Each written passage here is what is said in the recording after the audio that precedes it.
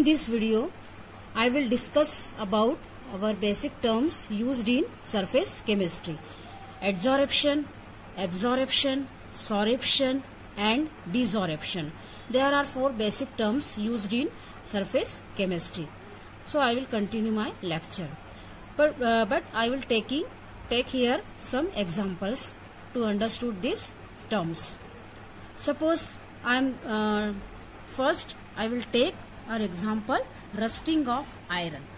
Okay, I will take here rusting of iron. So what is rusting of iron? Rusting of iron का मतलब होता है कि अगर किसी आयरन की रॉड पर रस्ट पार्टिकल्स जो होते हैं वो एक डिपॉजिट हो जाते, that is called rusting of iron. Here I am taking a iron rod. You can see here, this is iron rod and rust particles are deposit on this rod. So this process where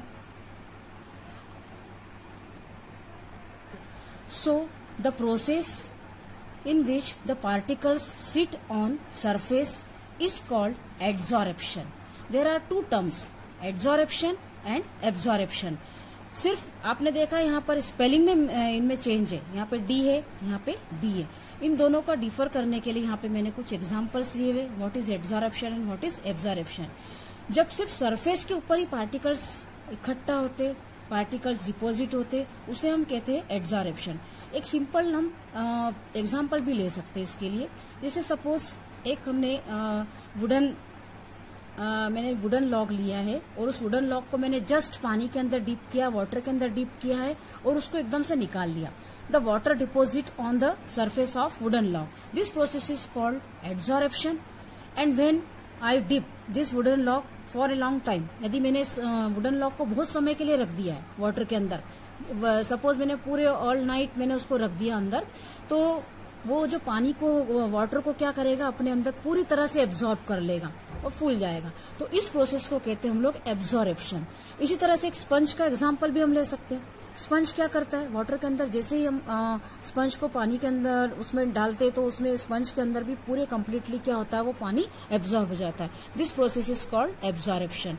तो अब यहाँ पर आप देख रहे हैं इसमें iron rod. तो जो आयरन रॉड है वो एक सरफेस का काम कर रही है और जो रस्ट पार्टिकल्स है वो उसके ऊपर क्या है, यहाँ पर उसके ऊपर डिपॉजिट है. तो आयरन रॉड इज कॉल्ड एडसॉर्बेंट. एक और यहाँ पर टर्म यूज हो रही है, एडसॉर्बेट. तो यहाँ पर जो आयरन रॉड है वो कहलाती है हमारी adsorbent and rust particles are called adsorbate. तो दो तरह के टर्म है, यानी जो particles that are deposit on the substance, these are called adsorbate, and on which the substance on which these particles are deposit, this is called adsorbent. तो दोनों में डिफरेंस है, एडसॉर्बेंट एंड एडसॉर्बेट. यहाँ पे एक आयरन रॉड है जिसके ऊपर रस्ट पार्टिकल जो है यहाँ पे डिपोजिट है. आयरन रॉड में रस्ट पार्टिकल्स है, तो रस्ट पार्टिकल्स का हमको मालूम है कि हाइड्रेटेड फेरिक ऑक्साइड होता है, उसी को हम रस्ट. एडसॉर्प्शन इसलिए कि only it takes place on the surface of iron rod, so इसीलिए हम इसको कहेंगे adsorption. And I will take next example of absorption.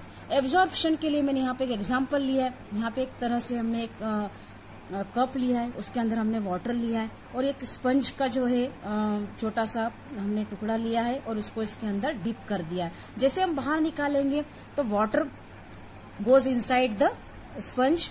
आपने देखा कि इनसाइड पूरे कंप्लीटली वाटर क्या हो जाता है, स्पंज के अंदर आ जाता है. तो इस प्रोसेस को हम कहते हैं absorption. And it is a bulk phenomena. Bulk का मतलब है कि कंप्लीटली सिमिलर वे में जब पार्टिकल्स उसके अंदर चले जाते हैं उसको कहा जाता है एब्जॉर्प्शन. और सिर्फ सरफेस पे, ओनली सरफेस पे अगर रहेंगे तो उसको कहेंगे हम एडसॉर्प्शन. नेक्स्ट टर्म है हमारी सॉर्प्शन. इसके लिए हमने एक और लिया एग्जाम्पल. सपोज यहाँ पर मैंने एक टेस्ट ट्यूब लिया. ओके, इस टेस्ट ट्यूब में मैंने यहाँ पे इंक लिया हुआ. तो अब इंक किस किस चीजों से मिलकर बना, किन चीजों के कॉम्बिनेशन से बना होता है. इंक के अंदर वाटर है और इंक के पार्टिकल्स से. तो इन दो चीजों से मिलकर क्या होता है, हमारा इंक बना हुआ है, जिसको मैंने ब्लू से बताया हुआ.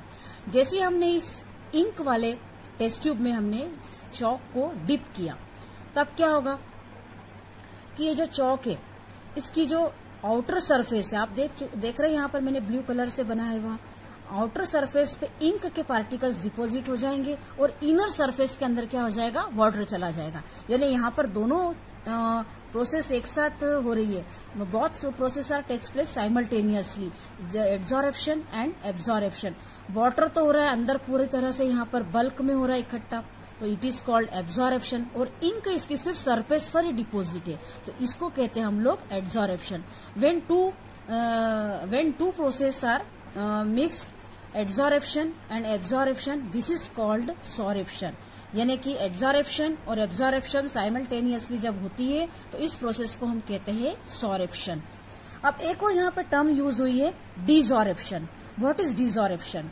डिसॉर्प्शन का मतलब है, यहीं पे मैं आपको बता देती हूँ डिसॉर्प्शन के लिए।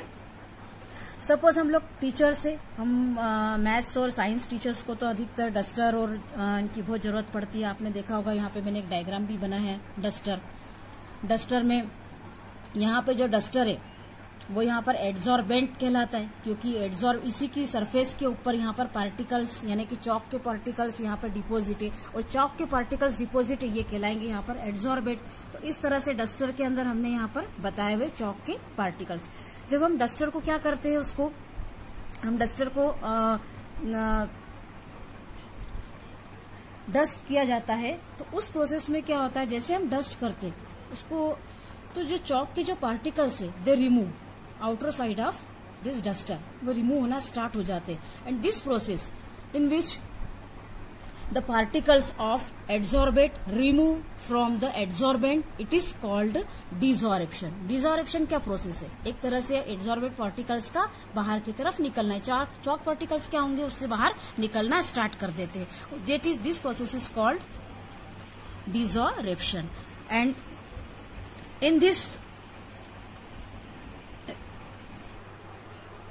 in this example water and sponge, अगर हमको स्पंज का डिसॉर्प्शन करना है तो हम कैसे करेंगे? We squeeze the sponge. हम स्पंज को क्या करेंगे? स्क्वीज करेंगे। वाटर पार्टिकल्स क्या हो जाएंगे, इसमें से बाहर आ जाएंगे, रिमूव होना स्टार्ट हो जाएंगे। तब भी ये प्रोसेस क्या कहलाएगी? हमारी desorption. We know what is adsorption. It is further divided into two types: physical adsorption and chemical adsorption. Here I am given 10 points to learn according to properties S, S, D, E, N, T, A, L, F, P. Short form में हम इसको trick के हिसाब से इसको learn करेंगे कि हमको हमारे सारी 10 प्रॉपर्टीज इजी वे में लर्न हो जाए। Doctor Shashi Sharma gives dental free prescription. Okay, next I will start. First property is specific nature. Physical adsorption में no specific and chemical adsorption is specific. How can they specific and not specific? Specific का मतलब ये होता है कि physical absorption में कोई भी गैस आकर उसमें एब्जॉर्ब हो सकती है, that is called specific, no specific. जबकि केमिकल एब्जॉर्प्शन में वो होता है कि कुछ स्पेशल गैस जो सॉलिड के साथ रिएक्शन करेगी, केमिकल बॉन्ड बनाएगी, they will absorb. And second point is surface area.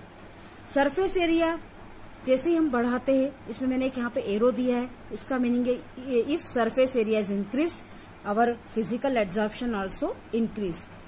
Chemical adsorption, if surface area is increased, chemical adsorption also increase. But मैंने यहाँ पे एक थोड़ा सा लॉन्ग एरो बनाया है, इसका मीनिंग है कि बढ़ता तो है, इंक्रीज तो हो रहा है, लेकिन बहुत ज्यादा इंक्रीज हो रहा है as compare to physical adsorption.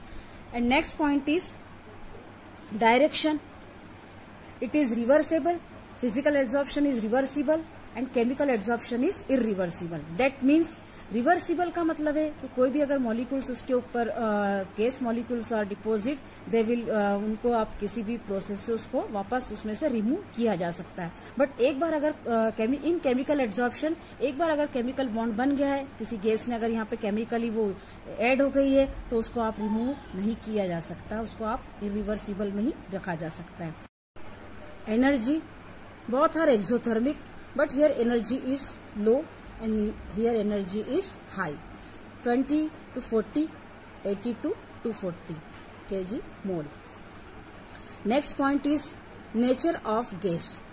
Suppose CO2, ammonia, HCl, CO2, they are easily liquefied, and hydrogen, nitrogen and oxygen not easily liquefied. Nature of gas. Here I give some examples. CO2, ammonia, HCl, Cl2, they are easily liquefied, so they do physical adsorption easily. And hydrogen, nitrogen and oxygen, they also liquefied but not easily, so they do not give physical adsorption easily. Next, those gas adsorbate which form chemical bond. It means वही gas इसमें adsorbate होगी जो इसके साथ में chemical bond बनाएगी, यानी कि जो सॉलिड हमने लिया है एज ए एड्सॉर्बेंट, उसमें जो केमिकल बॉन्ड बनाएगी वही गैस क्या होगी, इसके ऊपर एड्सॉर्बेट होगी. And next point is temperature.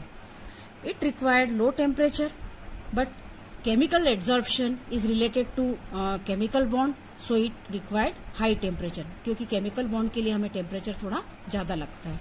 Next point, activation energy. Physical adsorption do not require activation energy and chemical adsorption required activation energy. क्योंकि जो केमिकल्स है उसके लिए हमको एक्टिवेट करने के लिए, उसको केमिकल बॉन्ड बनाने के लिए एनर्जी की जरूरत पड़ती है, सो it required activation energy. Point next, layer. It having, मैंने यहाँ पे डायग्राम बनाया है फिजिकल एब्जॉर्प्शन में. ये नीचे एक सॉलिड बनाया हुआ है, इसके ऊपर कुछ गैस मॉलिक्यूल्स हम कह सकते हैं एज ए एड्सॉर्बेट यहाँ पे इसके ऊपर डिपोजिट हुए हैं. तो यहाँ पे आप देख रहे हैं मल्टी लेयर्ड है, यानी फिजिकल एब्जॉर्प्शन में सपोज यहाँ पे कोई गैस है तो वो मल्टी लेयर में इस तरह से सॉलिड के ऊपर डिपोजिट होती जाएगी कि उसकी एक लेयर, एक मल्टी लेयर बन जाएगी. So it having multi layer of adsorbate and chemical adsorption it having single layer. क्योंकि मैंने जैसा बताया कि एक सॉलिड है, उसके ऊपर अगर कोई भी गैस स्पेशल या स्पेसिफिक गैस होगी, वही जो इससे रिएक्शन करेगी वही गैस इसके ऊपर क्या होगी, आकर डिपोजिट हो सकती है. सभी गैसें तो इसके ऊपर डिपोजिट नहीं होगी, तो जो गैस इससे रिएक्शन करेगी तो रिएक्शन करने वाला जो रिएक्टेंट है उसी की एक लेयर यहाँ पे बनेगी, और जो दूसरा जो उसका रिएक्टेंट से रिलेटेड दूसरा रिएक्टेंट है वो इसके ऊपर आके यहाँ पे एक तरह से बॉन्ड बनाकर फिर इसके ऊपर यहाँ पे इस तरह से वो डिपोजिट होगा. तो so it make single layer and it make multi-layer. And next point, force of attraction. It have weak van der Waals forces and it have strong chemical bond. हमें पता है कि केमिकल एब्जॉर्प्शन हो रहा है, adsorption हो रहा है, तो इसमें जो केमिकल बॉन्ड बनता है वो काफी स्ट्रांग होता है, जिससे कि हमको दूर करने के लिए बहुत ज्यादा हमको एनर्जी की जरूरत पड़ती है, एक्टिवेशन एनर्जी की जरूरत पड़ती है, जबकि इसके अंदर कोई एक्टिवेशन एनर्जी की जरूरत नहीं पड़ती क्योंकि weak van der Waals forces रहता है between the molecules of adsorbate. Last point is pressure. Physical adsorption है high pressure.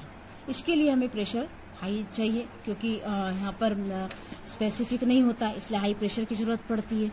But in chemical adsorption there are chemical bond form, so it required low pressure.